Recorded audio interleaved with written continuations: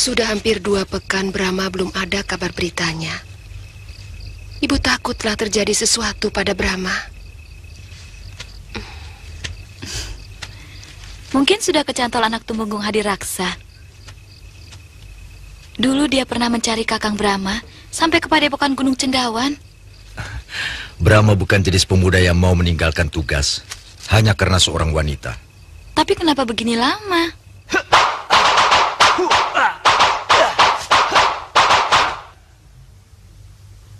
Bagus. Sempurna sekali kau melakukan gerakan-gerakan itu. Dasar goblok. Itu artinya kau sudah ditipu oleh Silodra. Hah? Hanya 5 jurus yang benar. Selebihnya ngaco. Lodra! Kubunuh kau!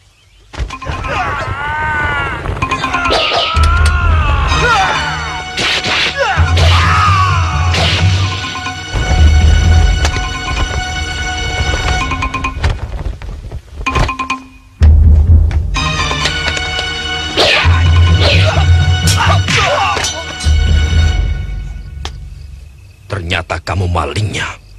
Kanjeng Senopati keliru. Saya datang dengan maksud baik. Bagus. Berikan pusaka itu padaku.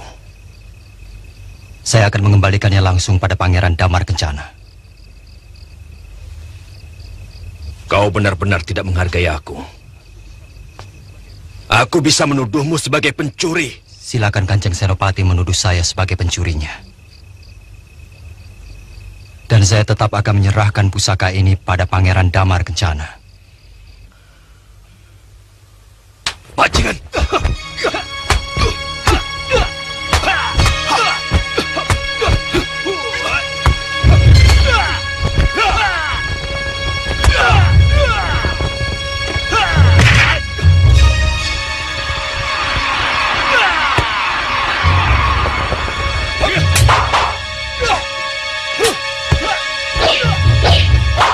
Hentikan!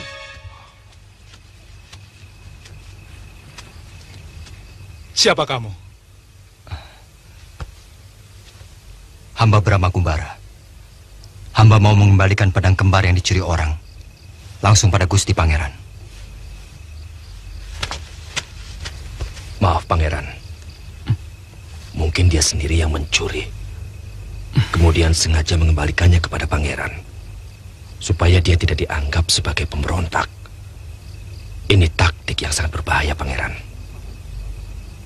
Paman Senopati, aku melihat sendiri orang yang mencuri pedang pusaka ini. Bukan dia, Katakili.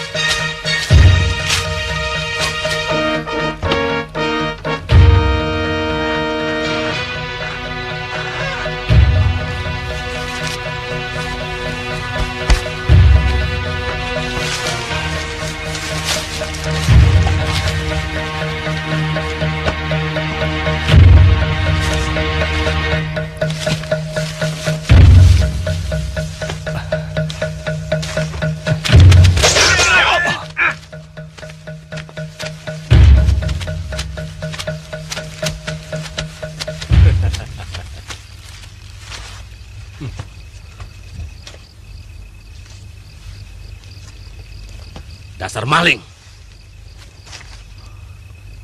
Sekarang kau tidak akan bisa lolos lagi dari hukum. Seret dia naik. Dan gantung seperti mata-mata Madangkara yang lain.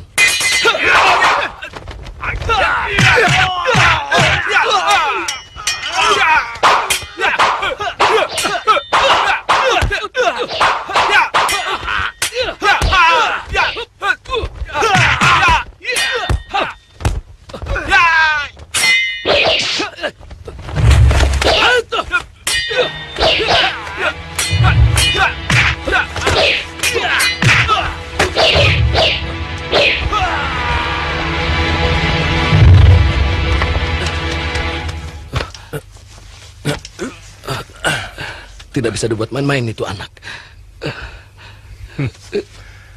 Kebetulan saja saya lagi apes. Apes apa? Dasar kamu goblok. Lain kali saya akan balas.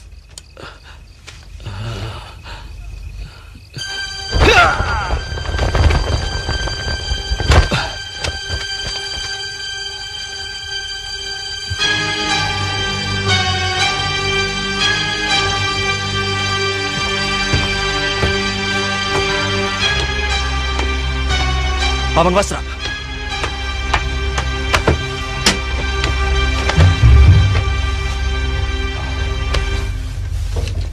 Siapa yang melakukan ini? Anak Senopati Kebom Undarang dan Nyai Raga.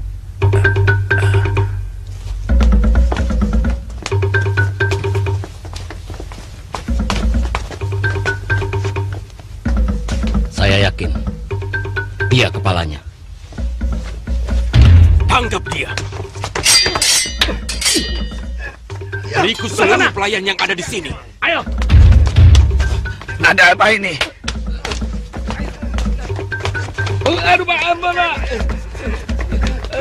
Tumenggung. Apa salah saya? Bawa dia ke rumahku.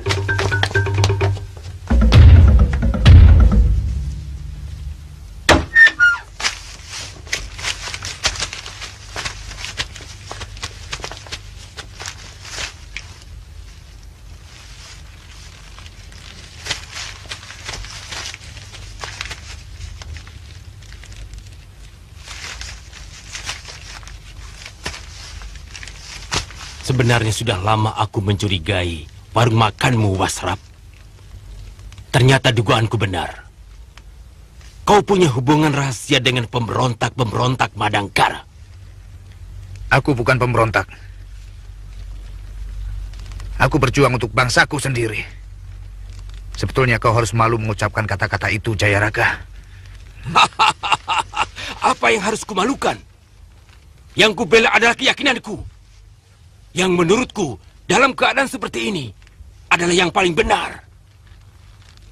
Aku masih bisa menikmati hidup dengan sebaik-baiknya.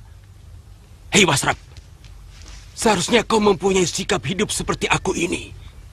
Hah? Ayo katakan, siapa saja orang Madangkara yang selalu berhubungan dengan kau? Pengkhianat.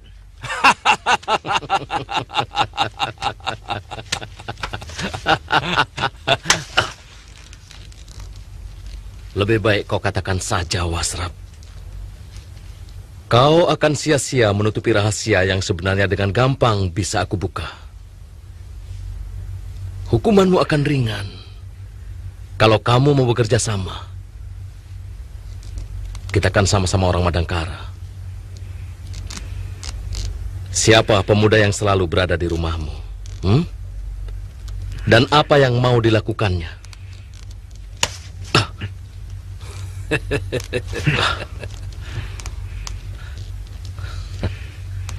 Baik. Jangan salahkan aku. Bila seluruh pekerja rumah makanmu itu akan kubunuh. Pecut mereka sampai mati. Baik, Raden.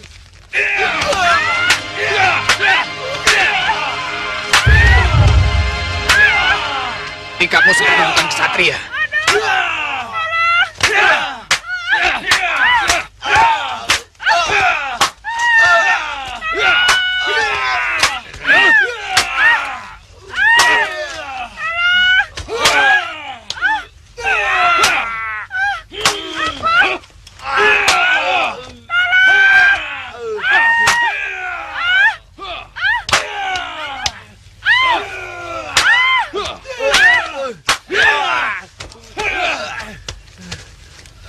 Pecutanmu kurang keras.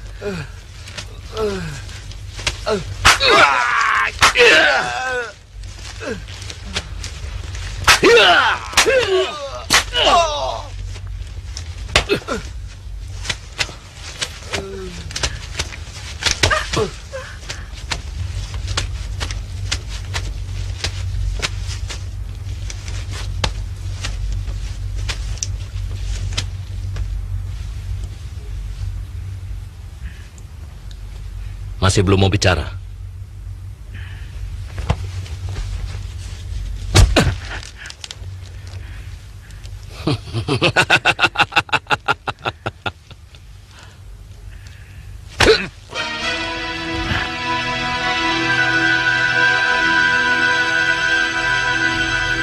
Aku masih tetap diam. Aku rela mati untuk perjuangan. Tapi ketika mereka menyiksa kedua pelayanku yang tidak berdosa, hatiku menjadi goyah.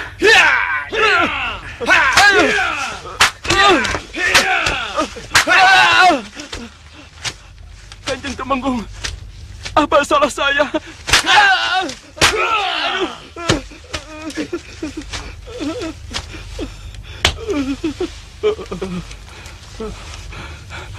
Kanjeng Temenggung, saya tidak tahu apa-apa. Kau memang tidak bersalah. Kalian juga semua tidak bersalah.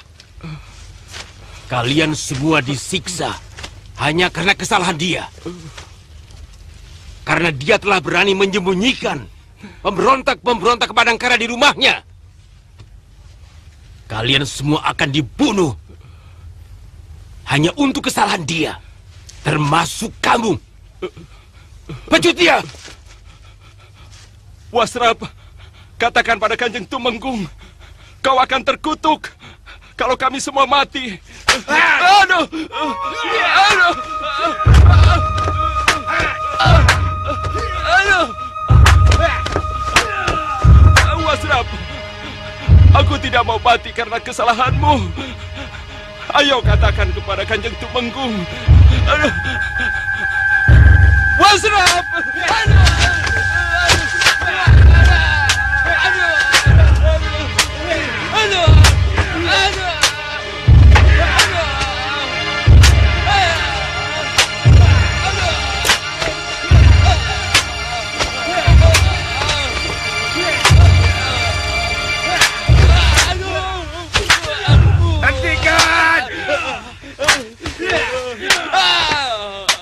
Hentikan Kanjeng Tumenggung.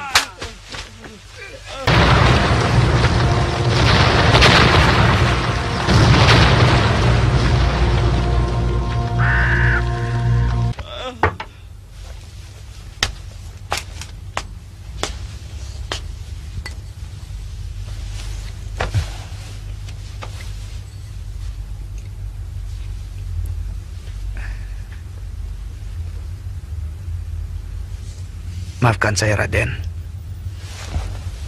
Terpaksa saya membuka rahasia itu. Dan pasti Raden akan mendapatkan kesulitan karena saya.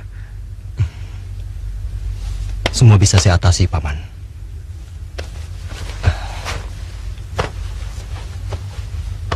Moda perjuangan kita ada di dalam sini. Jadi, Raden sudah mendapatkan harta itu? Iya. Syukurlah. Tapi bagaimana Paman bisa melepaskan diri? Dewata Agung Maha Pengasih, Raden.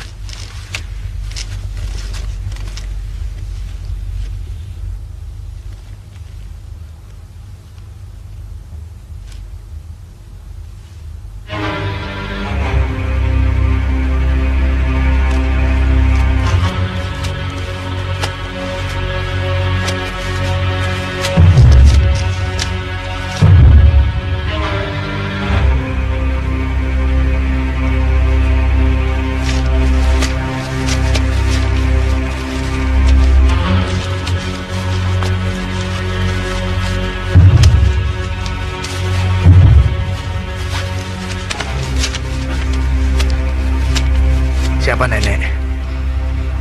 Aku juga orang Madangkara. Sama seperti kamu.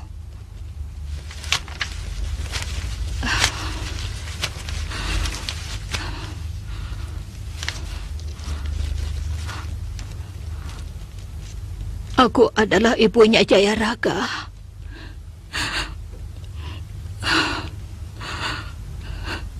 Aku malu punya anak seperti itu. Cepat pergi. Nanti kutunjukkan jalan keluar.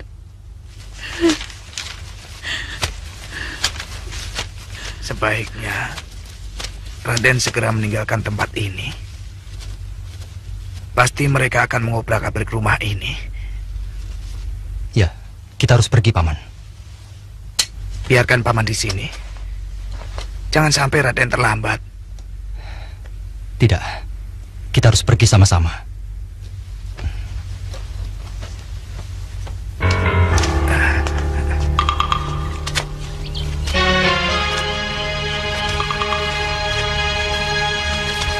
Ibu sebenarnya ingin sekali kemari, tapi tidak enak kepada ayah. Meskipun sebenarnya ayahanda tidak apa-apa. Ya, barangkali Kanda Gayatri merasa tidak enak pada orang-orang Madangkara di sini. Sebab dengan menjadi istri pembesar Kuntala, orang tetap akan menuduh dia pengkhianat. Bibi dan Paman juga menuduh ibu pengkhianat. Saya kenal sekali, Kanda Gayatri pasti tidak akan berkhianat. Meskipun keadaannya sekarang menjadi sulit membantu perjuangan Madangkara.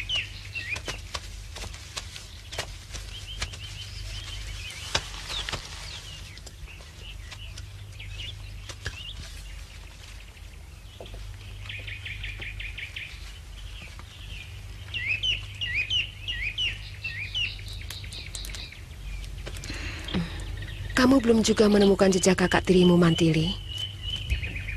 Saya sudah mencari sampai ke ibu kota Madangkara, tapi tidak ada yang kenal.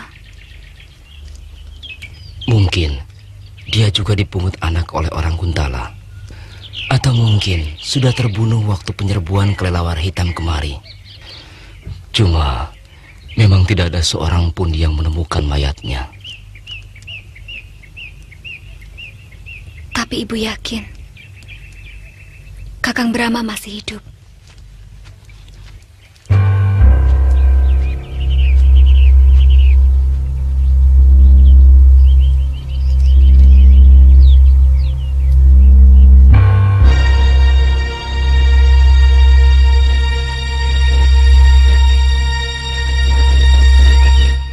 Siapa dia, Paman?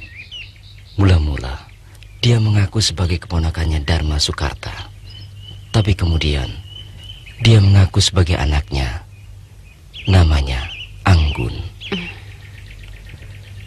Tapi sejak kecil ia dipungut anak oleh pembesar Kuntala yang bertugas di Madangkara. Saya banyak kenal dengan pembesar Kuntala.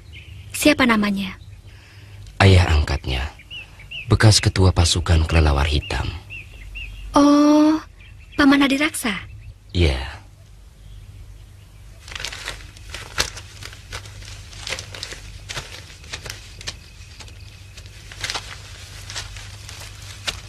Dari mana Paman tahu bahwa Putri Tumenggung Hadiraksa itu menjadi biksuni?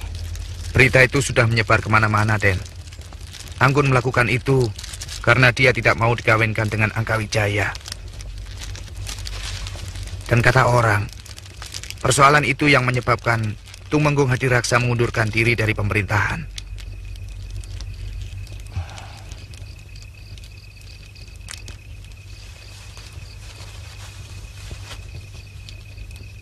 Lalu dia tinggal di mana sekarang?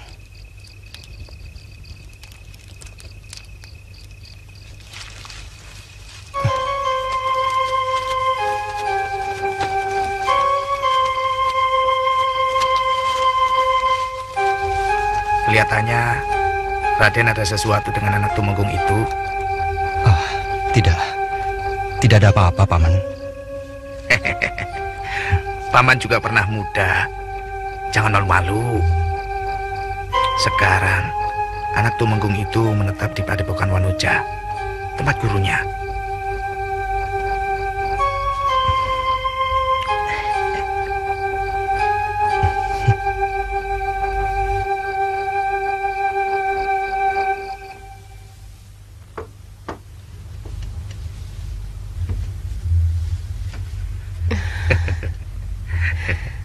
Masih utuh?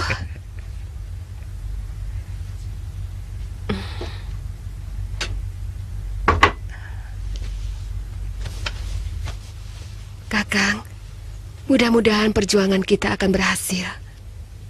Saya kira Kakang sudah bisa mulai memesan senjata pada empu-empu di Pajajaran. Ya. Maaf Kanda Senopati. Saya dengar berita Pajajaran dalam keadaan genting. Kemungkinan perang bisa terjadi antara Tanjung Singguru dan Pajajaran. Barangkali kita akan mendapat kesulitan untuk memesan senjata dari sana. Kalau sampai terjadi, bagaimana sikap orang Kuntala?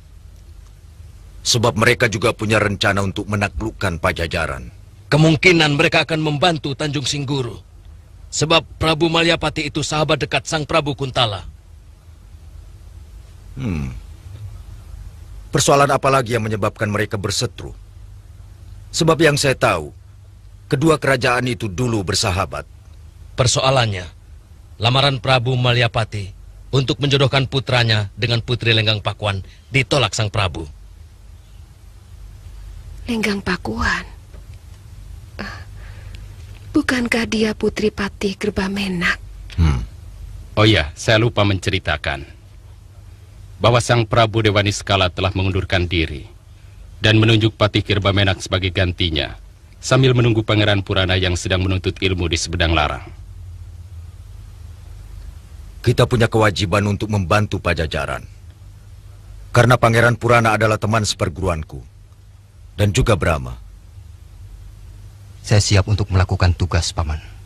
Ya, itulah yang sedang kupikirkan. Aku ingin kepentingan Madangkara tetap jalan. Tapi juga kita bisa membantu Pajajaran. Bagaimana kalau Kalamenda dan Gotawa yang memesan senjata? Kami siap, Kakang Senopati. Kamasuta, Brahma, kalian aku tugaskan untuk membantu Pajajaran. Tapi lebih baik, kalian temui dulu Eyang Astagina. Siaga, Paman. Saya juga bersedia ditugaskan membantu Kakang Brahma, Ayah. Jangan, Lasmini. Kau masih harus menunggu gurumu dari Gunung Galunggung. Sementara itu, kau bisa membantu Kakang Lesmana melatih pemuda sini.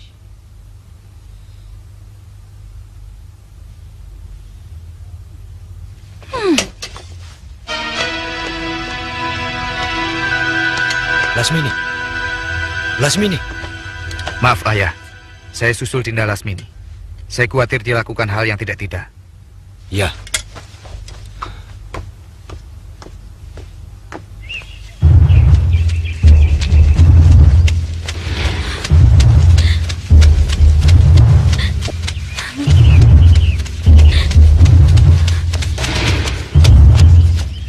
Lasmini!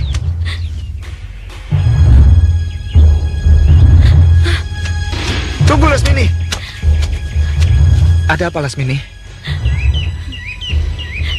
Saya mau bunuh diri. Jangan macam-macam. Mati itu tidak enak. Masa tidak boleh ikut ke Pajajaran mau bunuh diri? Masih banyak tugas lain yang bisa kau kerjakan. Misalnya, melatih para calon prajurit. Itu juga nilainya sama dengan perjuangan yang lain. Semua tidak ada yang bisa mengerti perasaan saya. Bukan cuma Ayah. Kakang Lesmana juga. Nanti dulu. Kakang bisa mengerti.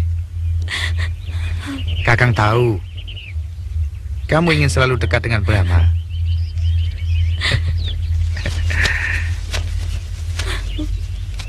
Tapi buat apa? Kakang perhatikan, Brahma tidak menaruh hati sama kamu. Itu kan sekarang. Dulu dia suka sama saya.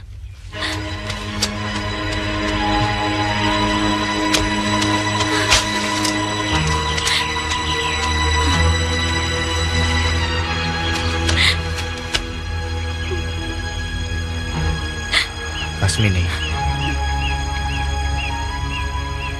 coba ceritakan kejadian yang sebenarnya.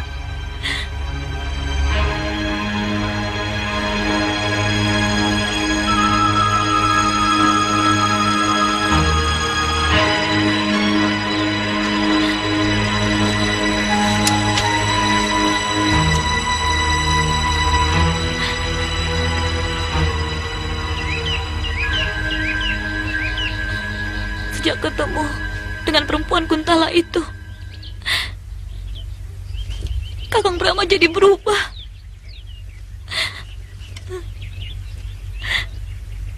Saya benci dia.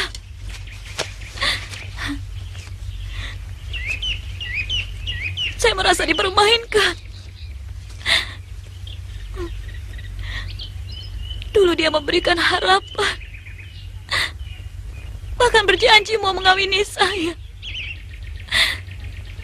Sekarang dia berusaha menjauh dari saya dengan alasan mau ditugaskan di Pajajaran. Betul? Dia pernah berjanji begitu? Buat apa saya bohong, Kakang?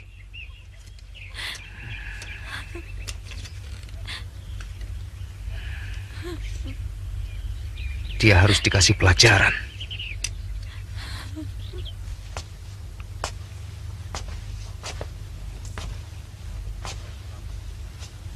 Yang Paman cemaskan, sifatnya akhir-akhir ini. Dia menjadi susah diatur dan mudah sekali tersinggung. Brahma, Paman tidak akan memaksakan kehendak padamu. Tapi alangkah bahagianya kalau kamu bisa menolong Paman. Ampun, Paman. Apakah baik sebuah perkawinan tanpa dilandasi rasa cinta? Saya khawatir nanti saya akan berlaku tidak jujur pada Dinda Lasmini. Ya, Paman bisa mengerti. Atau barangkali Lasmini tidak cantik. Sangat cantik, Paman. Bahkan lebih cantik dari Anggun. Sayangnya, saya sudah terlanjur jatuh cinta pada Putri Hadiraksa, Paman. Maafkan saya, Paman.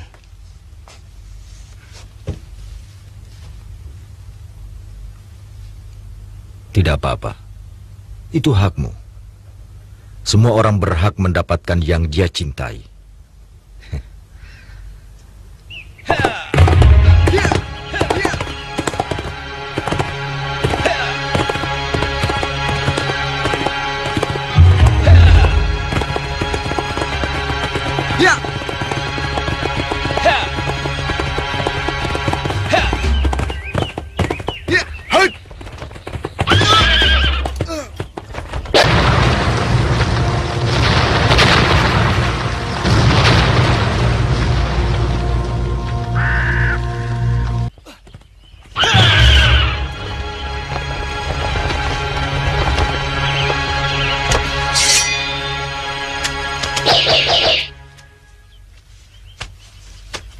Ada apa, Lesmana?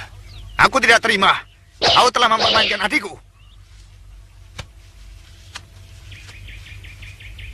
Maaf, aku kurang mengerti maksudmu. Kau telah melukai hati Lasmini. Kau berjanji mau mengawini dia. Tapi sekarang, seenaknya kamu tinggalkan. Aku tidak bisa terima sikapmu. Sabar. Semuanya sudah kujelaskan pada ayahmu. Dan sumpah, aku tidak pernah berjanji apa-apa pada Lasmini.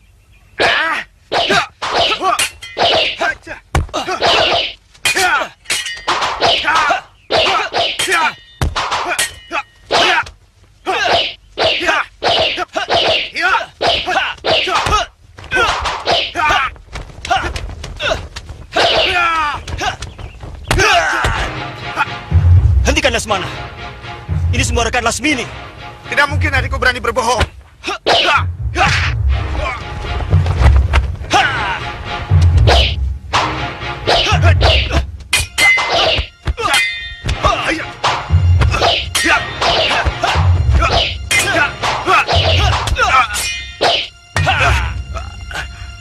Hentikan.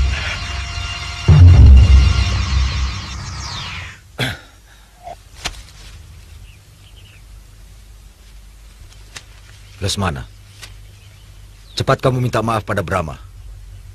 Apa-apaan kamu? Hamba tidak terima adik hamba dipermainkan dia, Ayah. Dipermainkan bagaimana?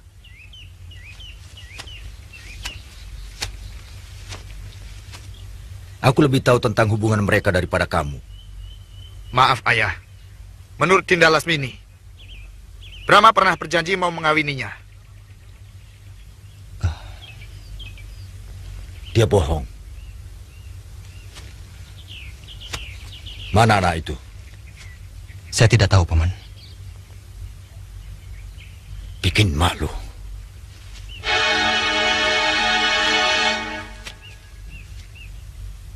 Lesmana, Ayah tidak ingin ada perpecahan di antara kita. Minta maaf pada Brahma. Baik, Ayah.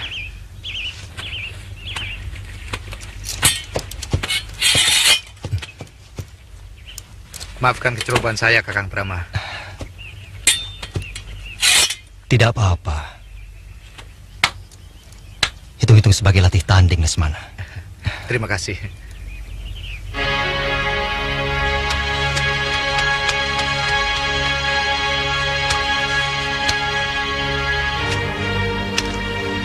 Lasmini!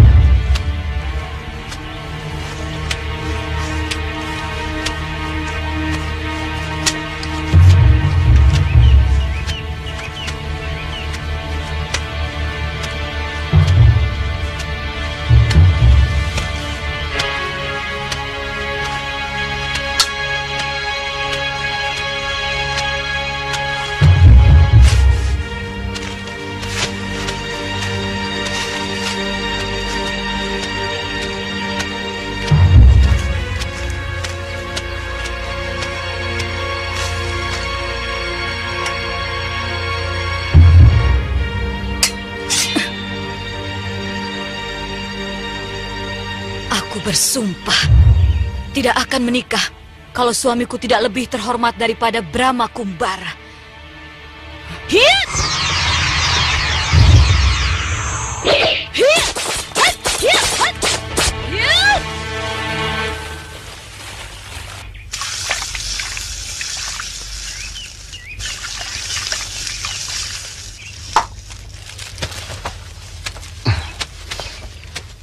Aku mau mampir ke Padepokan Wanoja dulu. Kau tidak keberatan, Kamasuta? Sama sekali tidak, Kanda. Setahu saya, Padepokan Wanoja adalah tempat perguruan Buddha untuk kaum wanita. Ada apa, Kanda? Ini sangat pribadi. Tapi lebih baik menyelesaikannya. Supaya tidak mengganggu tugas. Jadi, masih rahasia? Saya tetap menemani Kanda.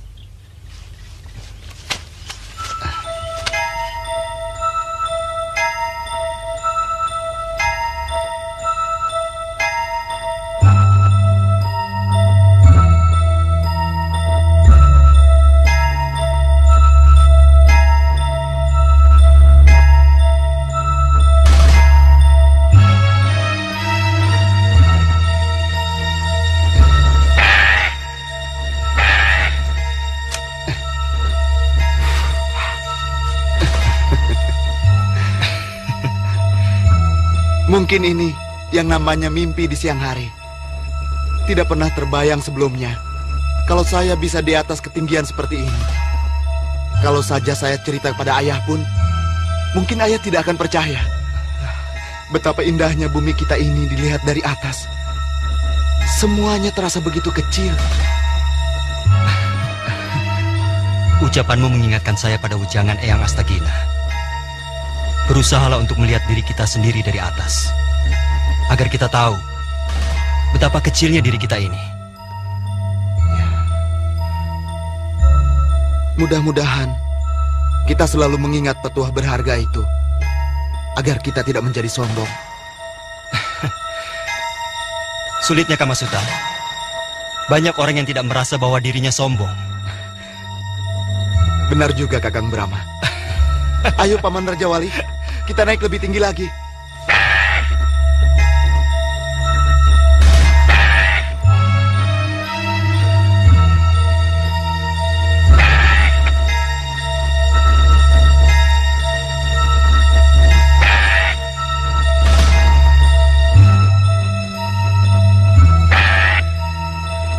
Lihat, Kamasuta.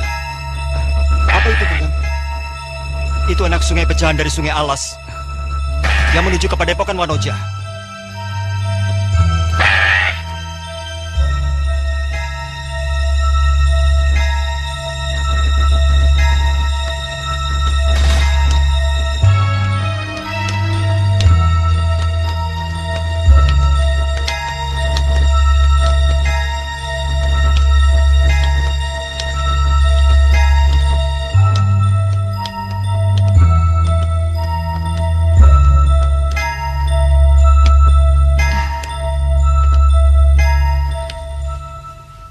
Anggun kecewa sekali ketika menjumpai Ananda bermesraan dengan gadis itu, yang menurut dia mungkin sudah menjadi istri Ananda. Mula-mula dia bersikeras mau menjadi seorang biksuni dan memaksa mau tinggal di sini. Tapi saya melarangnya karena saya tahu itu hanyalah pelarian dari rasa sakit hati atau rasa putus asa yang sedang melanda jiwanya. Dia salah paham, Embi. Memang saat itu saya sedang bersama seorang gadis.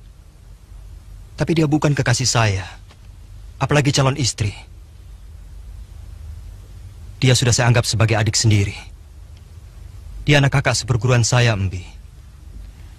Menurut Anggun, dia pernah melihat Ananda berjalan sambil berpelukan.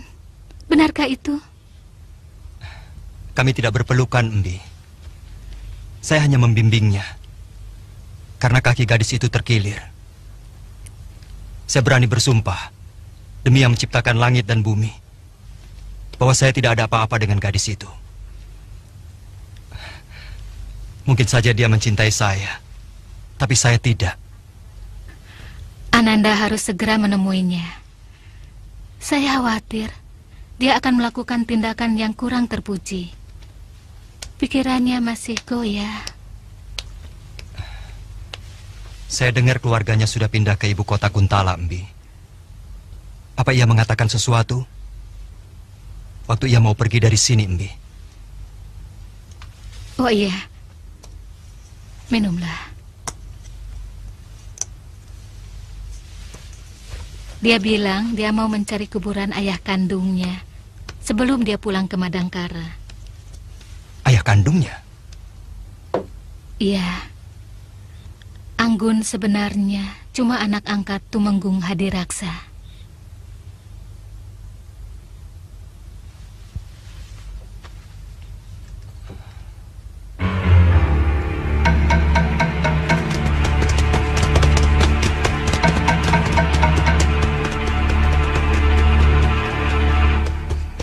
Saya pernah mampir di desa Jamparing sebelum menemui Kanda di Padepokan Cendawan. Desanya cukup makmur, tapi mereka tidak bersahabat. Sepertinya mereka curiga pada orang asing yang datang ke sana. Saya kira wajar mereka bersikap seperti itu. Karena desa itu penduduknya semua orang Madangkara. Ya, ayahanda pernah bercerita. Sebelum ke Pajajaran, beliau menetap di sana. Mudah-mudahan saja kita bisa bertemu dengan Paman Jawul. Ayo.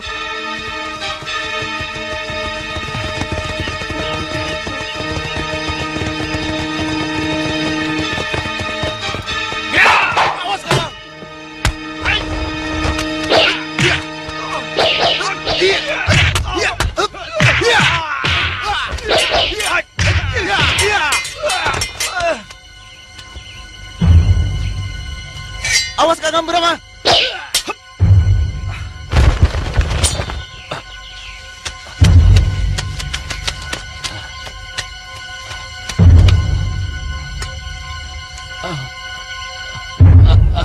Dan Kamasuta. Paman Jawul.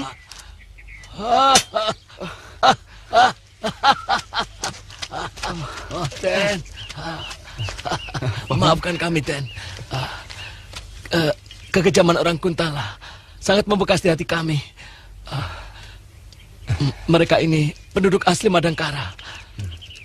Jadi, setiap ada orang asing, mereka menganggap orang Kuntala.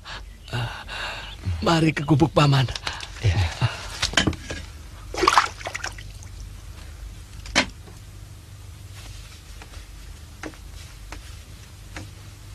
Besok saya antarkan Raden ke kuburan petinggi Dharma Salira. Saya memang sudah mendengar bahwa Raden berhasil diselamatkan Gusti Senopati Aragani. Sayang, Ibu Raden terpaksa. Ibu saya kenapa, Paman?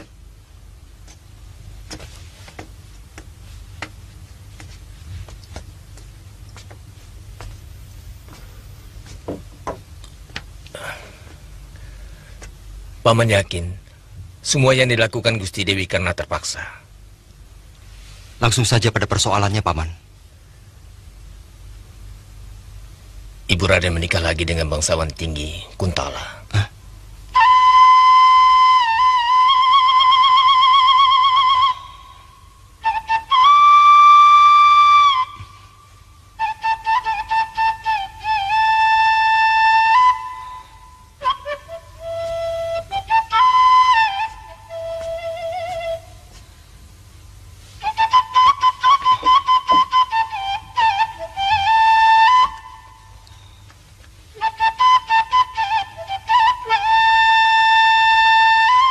Kenapa ibu tega mengkhianati ayah?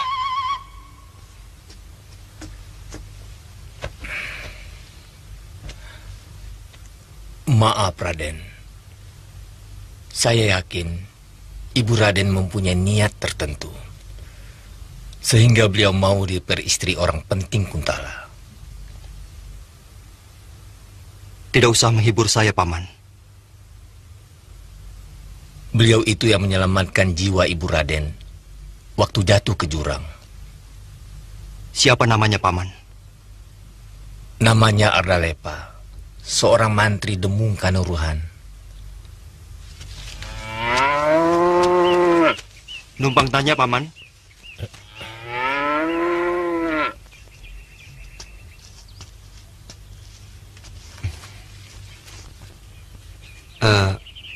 Barangkali Paman tahu kuburannya Dharma Salira. Ada hubungan apa Kisanak dengan Dharma Salira? Beliau ayah saya, Paman.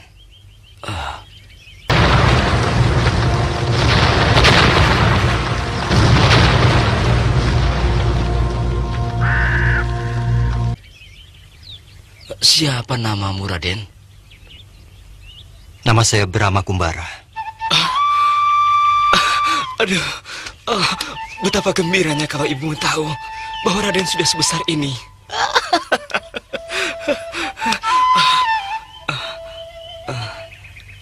Mari kita ke kuburan ayahmu, Raden.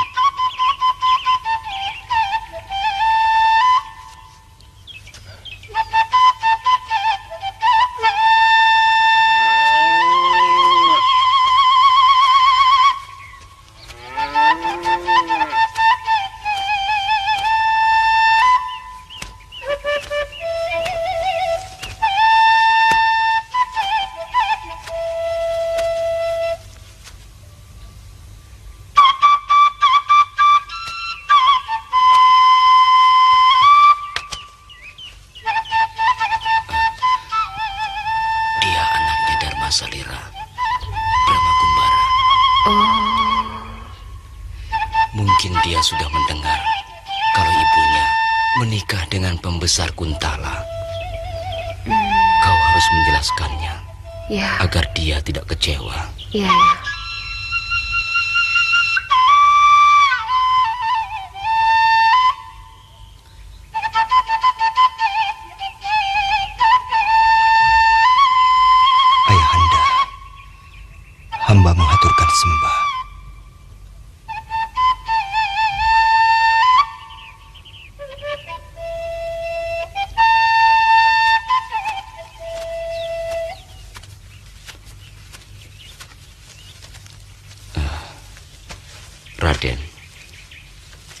istri paman, namanya Biatun. Dulu waktu Raden kecil, Bibi sering mengasuhmu.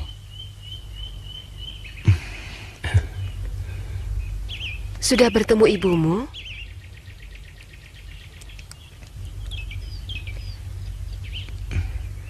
Tentu, Kanda Gayatri bahagia sekali bila bisa bertemu dengan Raden. Sebenarnya saya sangat merindukannya. Tapi ada sesuatu yang mengganjal dalam pikiran saya. Apa itu, Raden? Ibu telah mengkhianati ayahanda. Jangan bicara seperti itu. Ibumu tetap orang Madangkara dan berjiwa Madangkara, meskipun suaminya pembesar Kuntala.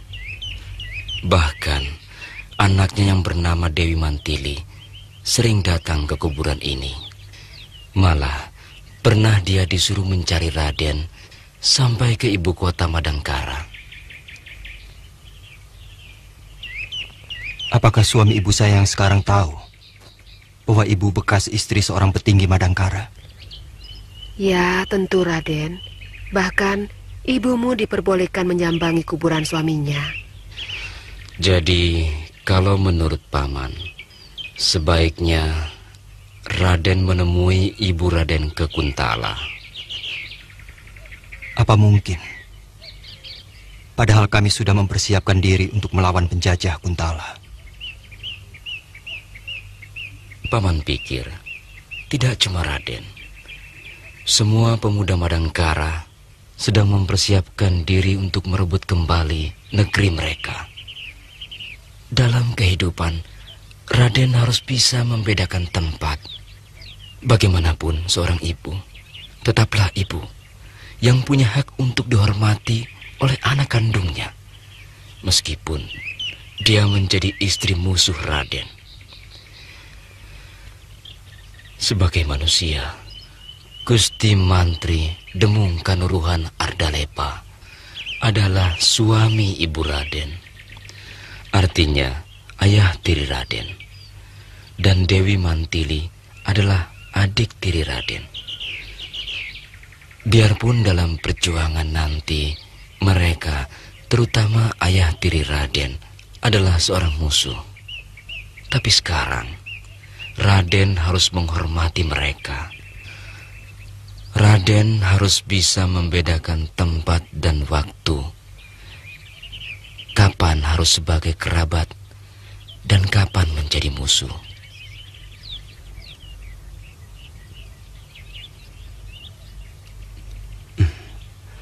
Mudah-mudahan saya dapat melakukannya, Paman.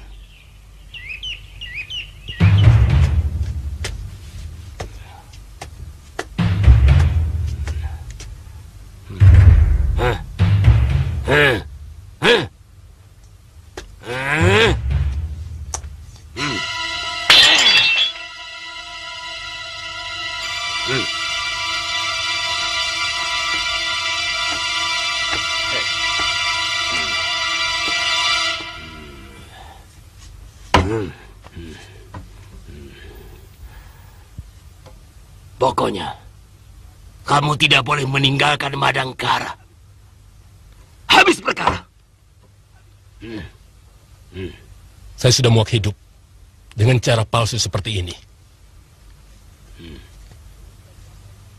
Mulut saya capek. Setiap kali harus tersenyum. Padahal, saya mestinya bisa memaki orang seenak perut. Dan saya bisa mabuk-mabukkan kapanpun saya suka. Buat apa uang banyak kalau kebebasan kita berdua tergadai? Hei, mau jadi apa kamu? Mau jadi maling seperti dulu? Digebukin orang sekampung? Hah? Kita cuma punya ini, tidak punya ini. Kita cuma bisa menjual ini. Untung masih ada yang mau pakai. Hah? Nah, ambil minumannya cepat. Ayo.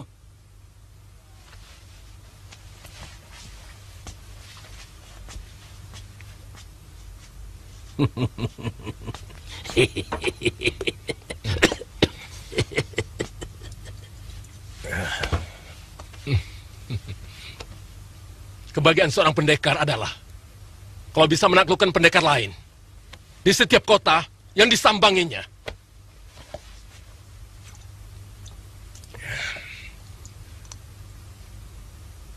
Dan itu belum pernah kita lakukan.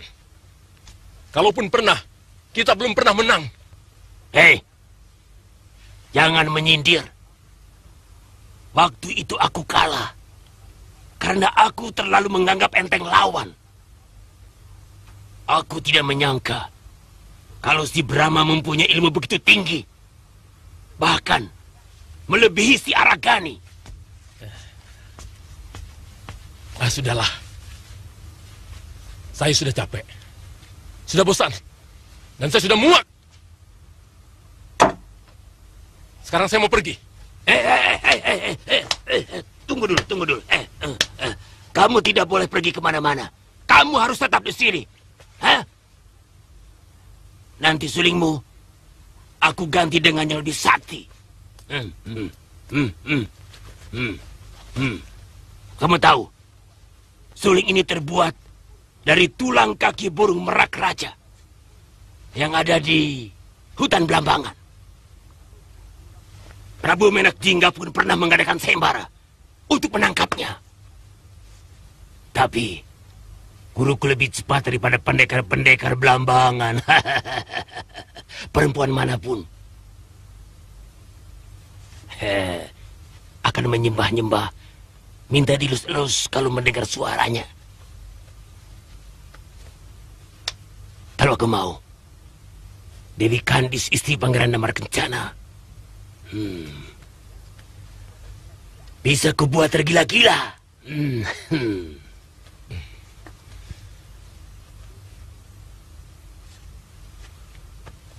Kenapa tidak diberikan saja sama Angka Wijaya?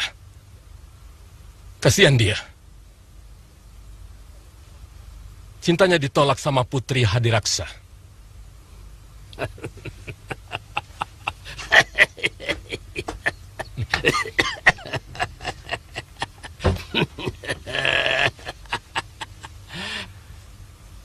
Aku tidak suka anak itu.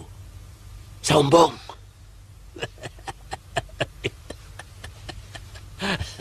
Tapi untuk pendekar seperti kita, suling tidak boleh untuk memikat perempuan.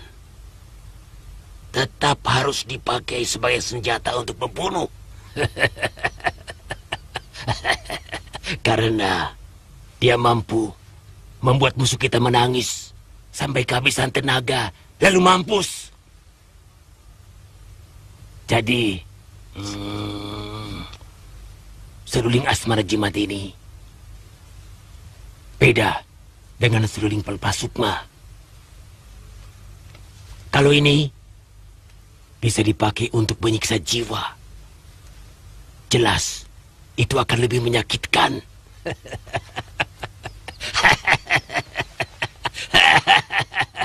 Kamu mau? Tentu saya mau.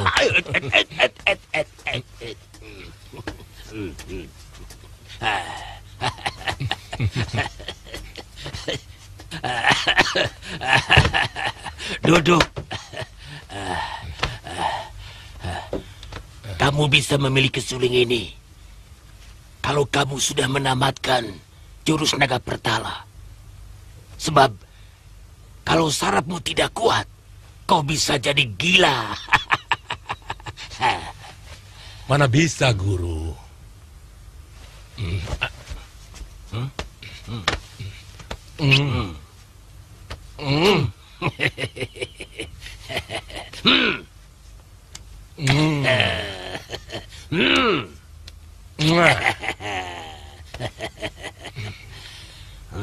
Di tempat ramai seperti ini, saya tidak bisa berlatih dengan baik.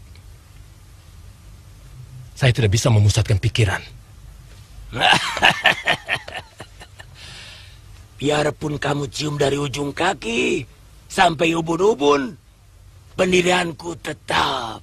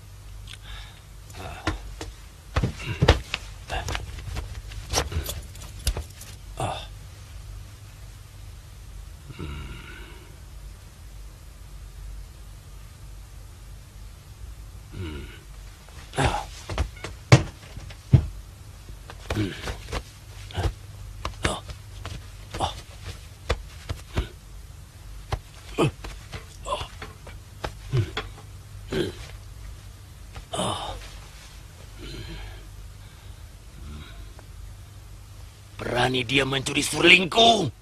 Hah? Anak kepara!